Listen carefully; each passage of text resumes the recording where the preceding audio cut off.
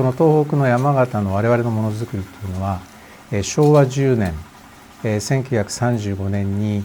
本当に中国の方をこの地に招いて始まったということで、地域の女性の仕事場所を作ろうということで、創業者がある方のご紹介で絨毯を作るという仕事があって、一大決心をして中国の方を7人この地に招いて教わったことから始まったのが、この東北の山形の絨毯作りなんですね。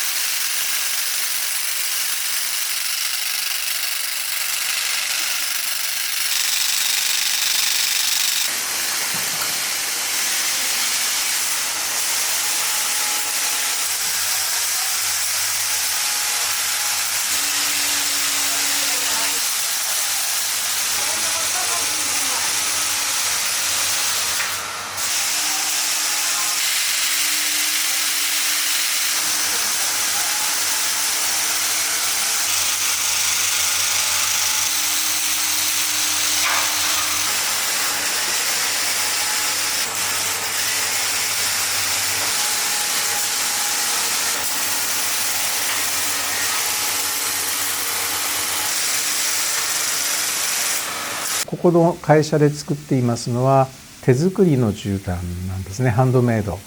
手作りの絨毯というのは日本では今緞通というような言い方をする場合が多いんですけど、機械織りのカーペットではなくて、あくまでも職人さんがハンドメイドで作る手作りの絨毯をこの山形では作っております。そして一番の特徴というのは、自分たちでこの東北の地で始めたがゆえに、産地形成というよりも全て自分たちが賄うしかなかった。私が会社に入社した30年前は近くで紡績で糸を作って、そして染色はこの工房の中でやって、織りをやって実際営業の人がお客様のところに納めるっていう一貫作りのものづくりができている。それが高品質というふうに、そういうその一貫作りのものづくりをここでやっているっていうのがカーペット業界では一番の特徴で、まして染色工場がインハウスの中で行われているっていうのはうちだけですね。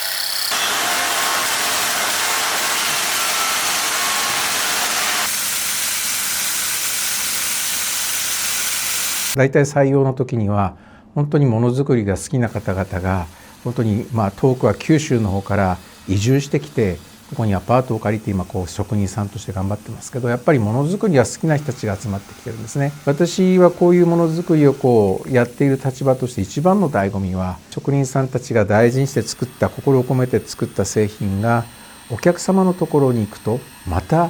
違った製品に変わっていく。そしてお客様の空間で使っていただいた時にまた新たな命が吹き込まれて、本当に非常に存在感を持ってくる。そういったところに私はこの仕事の醍醐味を感じてますね。